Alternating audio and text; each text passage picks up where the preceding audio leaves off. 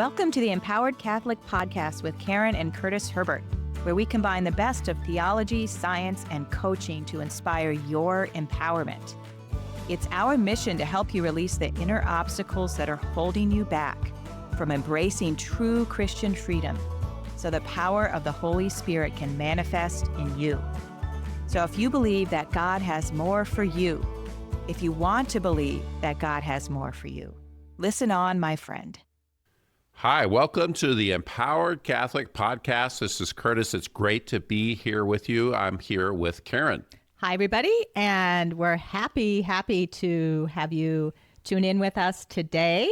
As you know, this is our current series on the wonderful models that we use in our coaching practice, and we're continuing today to talk about the energy model and how just extremely powerful it is and how helpful to use it to start to figure out how you yourself can shift your energy into a more empowered state. And we have a little formula that's often so very useful. It's always useful, and you guys can check it out. We're going to share it with you and explain it and get you to start using it, because it's going to up-level your energy and your outlook and likely your outcomes as well. Exactly. Yeah, we teach this formula to our clients, and we can do a lot of work with them as they dig into the formula. And it's a 3-part formula, so it should be easy to remember.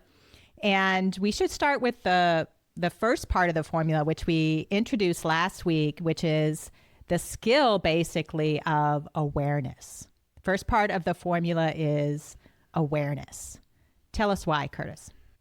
Awareness, it's the starting point. It's hard to do something about your situation if you really have very little idea of what's going on. And yeah, you can't do anything without awareness. Well, that's right. So it's the place to start. And simply by awareness, we're talking about, well, what are you actually experiencing? And how is it that you're processing what's happening around you to create that experience? And what is the reality? Are you aware of it? There's so many different levels of awareness. There's self-awareness. What am I experiencing and how am I interpreting things? What are my filters through which I'm taking in my situation and reality? Awareness of reality itself. Well, what is it that's happening even if I sort of remove my filters and my judgments? What awareness of how other people are responding through their filters? Awareness of my own processes, my own patterns. There's always the capacity to come to greater awareness about ourselves and others and the world around us. And the greater we have awareness, really, the greater we are in terms of being empowered to interact with what is out there. It's really remarkable how much interpretation we do before we're even consciously aware of it. The world's a complex place and things happen, and we have a spin on it before we even really know what's happening. And while it's often useful, the art of awareness lets us take a step back and think, okay, what is this spin that I'm imparting on this situation? Because so often there's a reality and then there's what we're making of it. Oh, totally. I mean, imagine if you went through a whole day and you just articulated your awareness of things in a very sort of neutral way without any kind of interpretation or judgment placed on it. Just the facts. Can you break it down? And that can be a very challenging exercise for many of us, just to say the fact. There was an accident on the highway and it delayed my commute for 10 minutes. Karen loves this exercise, and we suggest that you try it. See how long you can stay with it. And simply, when something's happening, say what it is. Yeah. My Yeah. spouse entered the room and the corners of their mouth were turned down. That is a only the fact statement about what you're observing.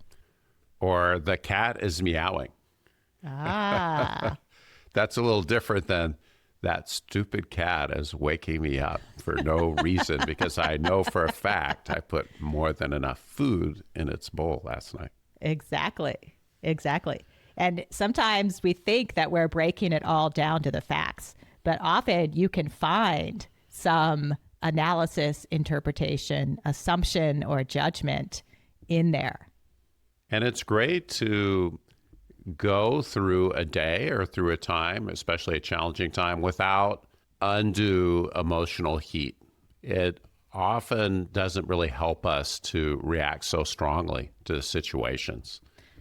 Exactly. In fact, I think this is a very key point that a lot of the energy that we're experiencing and creating in our life doesn't actually come from the things that are happening. It's all about the layers of meaning that we put on the actual event. It's those interpretations, assumptions, and judgments, and worries and fears, and living in the past and living in the future.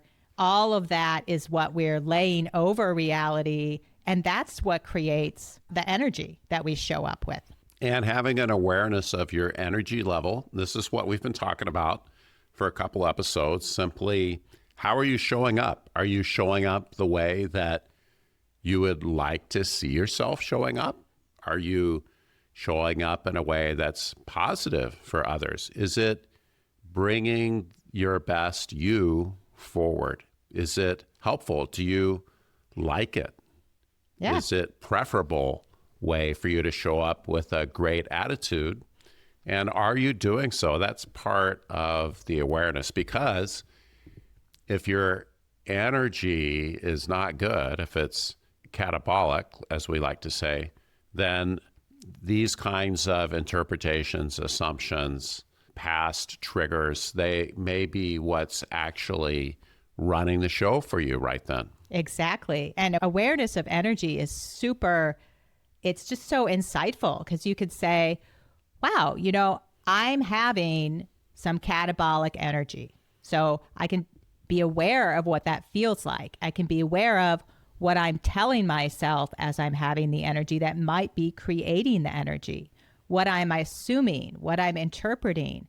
And you can do the same thing in terms of anabolic energy, and that is just as helpful. Wow, I'm experiencing anabolic energy right now. I wonder, here's what it feels like. I wonder what I'm telling myself now. I wonder how I'm interpreting things now. I wonder what the meaning is that I'm living in right now that's creating this anabolic energy. Because when you're aware of it, you can seek more of it and create more of it.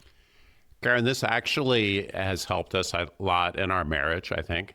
It's helpful when your spouse tells you, I'm just kind of tired. Yeah. And maybe you guessed it or not, but it signals they're aware that they're really not responding their best. Sure. And of course, there's ways to communicate it that are more positive than others. But if you're simply letting them know that, wow, the last time we moved, it was just a nightmare. No offense to anybody, but the whole thing, thinking of ever doing that again, just terrifies me. That's a great thing to share. Yes. If you're starting to talk about moving, just to let other people know, oh, yeah, this is bringing up a lot of things for me that you, me, we should work through.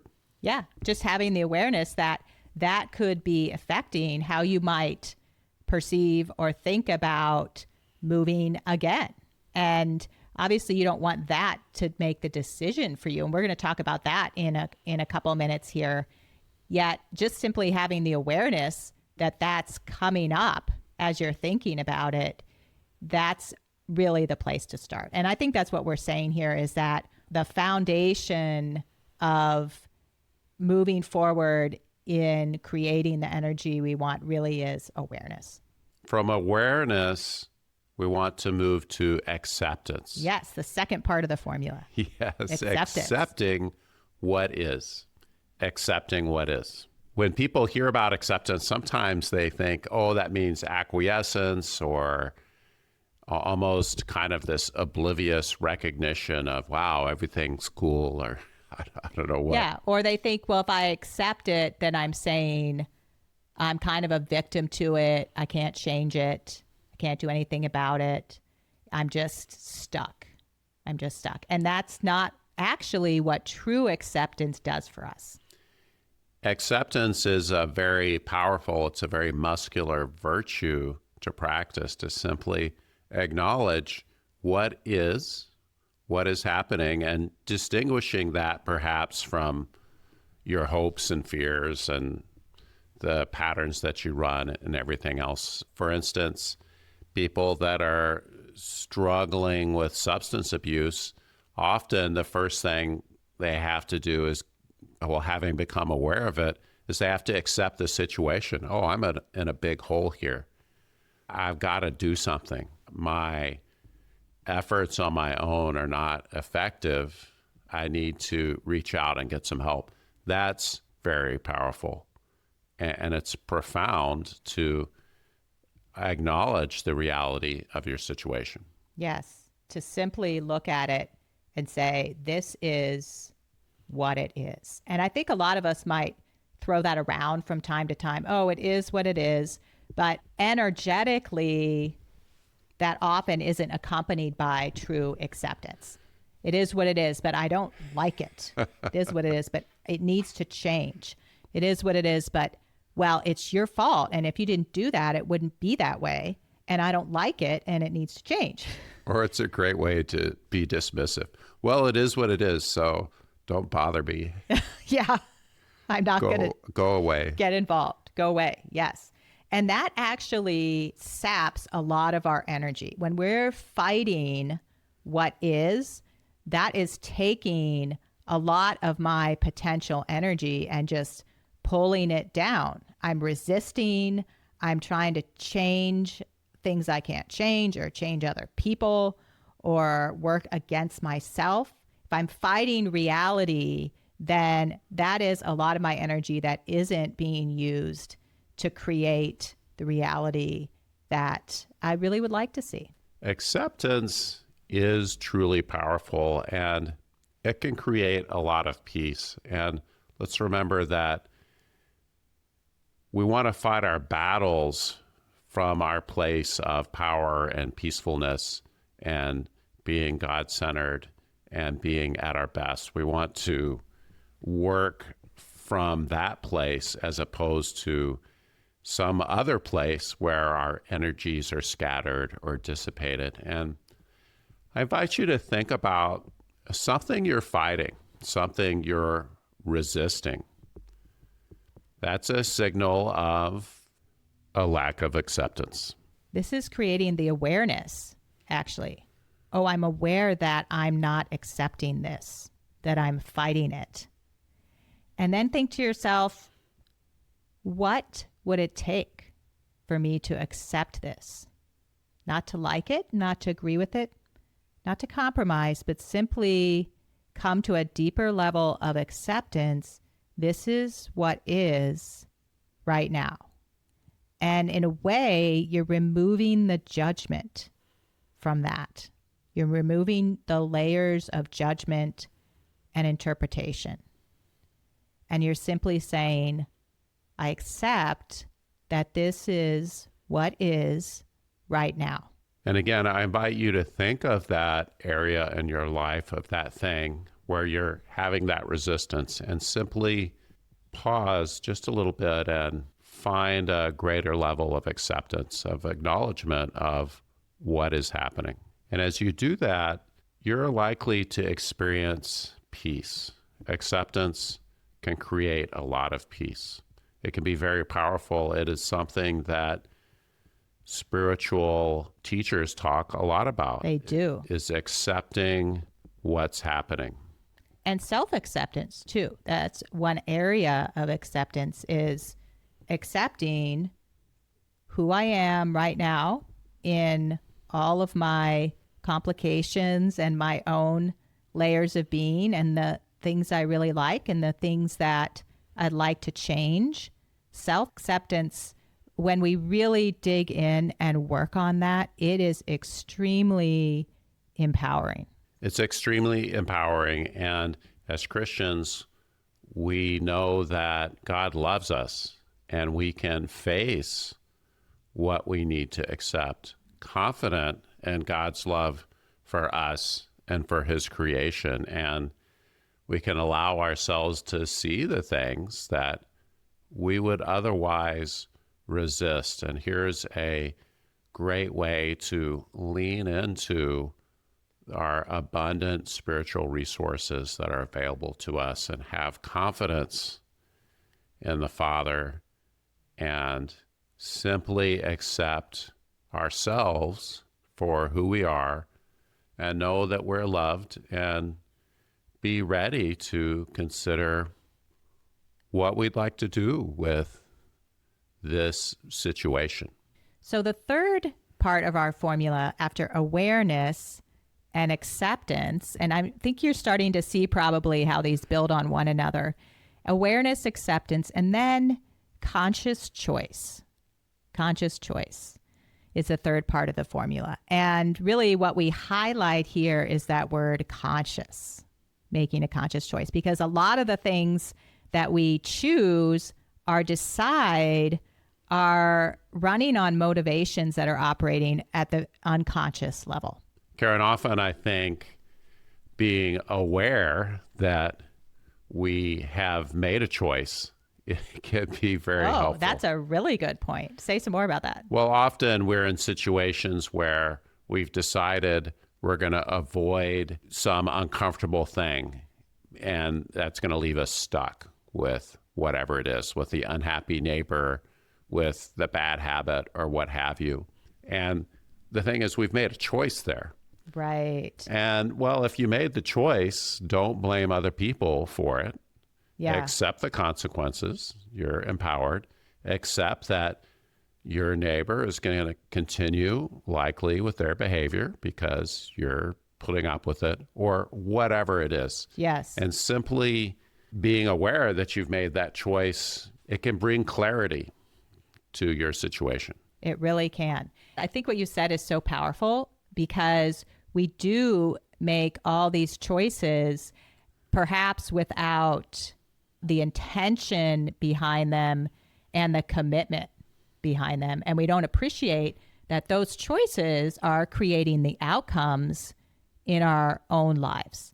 And often what's motivating those choices can be a lot of what we've mentioned, our filters, interpretations, past experiences, our baggage are coming forward into our choices, and we either don't acknowledge that we've made a choice or we make a choice and we think we're being very logical and systematic about it, but underneath, really our motivation is coming from what's happening unconsciously. Kind of a classic example of this is when we make choices based out of fear, not because this choice is going to move me into a very purposeful place, but, well, if I don't do this, I'm worried that this will happen, or I fear these people will respond this way, or I have a concern about all of the possibilities that will result. That is kind of a fear-based decision. And that's not a very empowered place from which to be making our decisions. A great question in any choice is, well, am I afraid of something here? What am I afraid of? Am I super worried about something here? What am I worried about? And how is the worry, that catabolic energy, influencing my decision?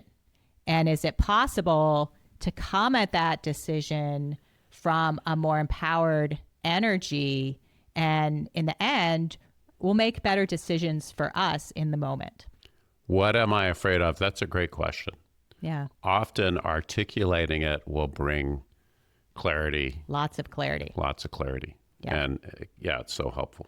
Yes, especially because what we're doing when we're responding out of that is we're making decisions based on the past, right? Oh, well, this happened in the past. Boy, I did not like that. And so I'm going to make decisions that are avoidant because I want to avoid XYZ. Or I'm worried about the future. And so really my decision is based in the future. But a fully conscious choice happens in the present moment where I can open myself to all the information and opportunities presenting themselves, and I can make a conscious present choice that's not about the past or the future. That brings up the example of the person that had a terrible experience moving. Oh, what you just brought up? Yeah. Yeah, that they're in a situation, a juncture in their life where it behooves them to move, yet they had such an unpleasant experience, they keep finding reasons not to move. Right. It's just coming up for them in their finances and their house upkeep and everything are starting to bury them. They need to move, but yet it's just not happening. And people around them can see how it seems irrational. Yeah. Yet there it is. They hate moving, and it hasn't been great for them in the past. And by golly, they're going to keep thinking of reasons not to move. Yeah. We've had plenty of situations, Curtis, you and I, where not around moving, but our expectation is that something's going to go a certain way. And so we really kind of dread it, and we have this energy, catabolic energy around it. And then we're like, oh, that went better than I thought. It exceeded my expectations, which is easy to happen when you have super low expectations. But it affected us because all of the energy that we would have going into that event or that situation is catabolic. It's not bringing that really empowered energy that we want. Yeah, this is what it's like to be married to a coach, folks. So you complain about the thing in advance, and then you're driving home, and Karen's like, now, how did your experience match up with your expectations? Because she's tired of resisting the event. Oh, yes. Yeah, we know this coach who's like, well, actually, he has employees. The employee will come and say something, and he'll be like, you need to go take care of your baggage. Go take care of it, and then you could come have a conversation with me. Oh, yeah. Which is awesome. And you got to have the right people who can say, oh, yeah, you're right. I need to go do that. And they can take responsibility and do that. And I just, it's not something everyone could rise to. Don't try that at home, folks. Okay. Don't do that one. Are you telling me I shouldn't do that? I haven't tried it yet. But go away and take care of your baggage. See how that flies. We could experiment on each other and see what happens. I fear the outcomes. Do not wish to experiment. I love it, though, because it has a certain amount of detachment. You're definitely not getting sucked into some negative pattern. At least you're acknowledging, okay, this is some baggage. Well, this is a good example of perhaps you recognizing that, oh, this is the baggage talking, and I'm not going to participate in the drama. Yeah. And you'll find ways to disengage or to kind of neutrally suggest that, oh, you've had a tough time with this in the past, something like that. Yeah. And look for your phone, start scrolling. No, that's not your thing, really. No, it's not. So really what we've shared with you today, guys, is just this formula that we use: awareness, acceptance, choice, and leaning into these and seeing them as potential skill sets that you can develop that will serve you when it comes to recognizing your energy, creating choices around your energy, and choosing the kind that you want to show up with in that particular moment. We're inviting you to engage with this loop of awareness, acceptance and conscious choice, and maybe really lean on the acceptance piece. Often that's one of the most rewarding places to pay off quickly, is accepting yourself, accepting what's happening, and then making conscious choices about it.